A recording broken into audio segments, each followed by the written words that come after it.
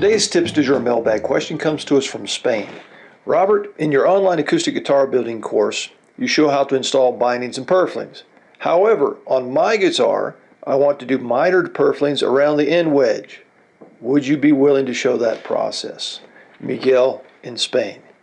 Sure, Miguel. Now, a word of caution. Anytime you dress up that guitar in the way of bindings, purflings, sound ports, arm bevels, anything you do to dress it up, that's where the eye goes. So if you're going to do it, make sure that you can execute it properly and you do a good job.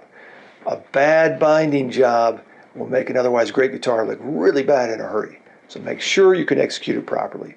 With that said, let's go to the bench. I have a guitar on my bench right now that's going to get mitered purflings around the end wedge. So Miguel, here's just one way of doing it. I'm sure there are other ways. When I'm cutting my binding channels, I've got a step channel here. I cut this small channel here for the black, white, black that's going to go in here. That will be seen looking down from the top.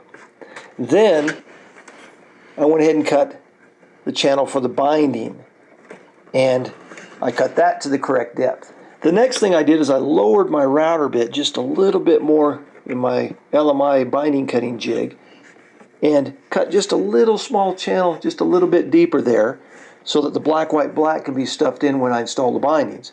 However, I stopped that short of the end wedge. And now I'm going to have a little bit of handwork to do to remove the rosewood up to the black, white, black. Then I have to miter that black, white, black so that this one comes into it like that. Now it sounds like a lot of work, and sometimes it can be, but let me show you how I do it. So I'm just going to come in with a chisel, one that I've got a nice mirror finish on the back, and you'll see why in a minute why I did that.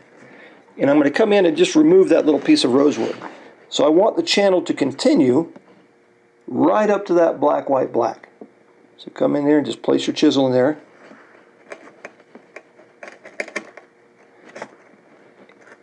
And remove that little piece there. If you need to, come in from the side just a little bit, following the depth of your channel. Be careful not to go too far and damage the black, white, black.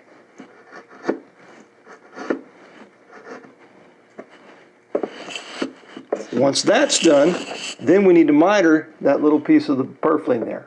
The next thing you do is come in and place your chisel on the edge of the purfling line there, and now you know why I want the mirror in there, because I can turn that mirror until I see that I've got a perfect 90-degree angle. I want to see that purfling come into my chisel and go out the other side. Let me move my chisel over, see if I can illustrate this a little bit better. Obviously I'm not going to cut there because I would cut into the side, but you can see that purfling line as it comes into your chisel, and you can cut a perfect 90-degree angle there, or 45. It would be at 45 that I'm cutting, but in the mirror it looks like a 90-degree angle. So I'm going to place the chisel on there where it needs to be and just make the cut. Make sure that you're straight up and down on your chisel. Also make sure that your angle is going the right way. Don't cut it back the wrong way. So now I've cut a 45-degree angle on that side. Now I'm going to take my purfling line and do the same thing on it so that it matches this angle here. So to miter the purfling, I'm going to use the mirror trick again in my chisel. Just place it over the top of the purfling that you want to miter and look in there until you've got an exact square left or right turn. It's going to be 90 degrees in the chisel, but it's going to be 45 degrees on your purfling. So once you're happy with the angle, go ahead and make the cut, but make sure your chisel is standing straight up and down. So make sure that you test everything to check your fit before you get out your glue bottle. And that looks like it's going to come together nicely once I put it together. So Miguel, this guitar is a cutaway, so I'm going to have twice the fun. I've already cut out this part. This is all done by hand. I'm going to bind the top, bind the back, leave my bindings and purflings sticking out here long, then come in and just 45 with your chisel both ends and install that piece right there. And that way the bindings connect the top and the back. It looks really sharp if you can execute it properly. So Miguel, here's one other piece of advice for you. When it comes time to install your bindings and purflings, you may want to choose a glue that has a longer open time. LMI sells a product called fish glue, has a super long open time, it's water soluble, allows you plenty of time to get all those miters and everything fit properly as you're installing.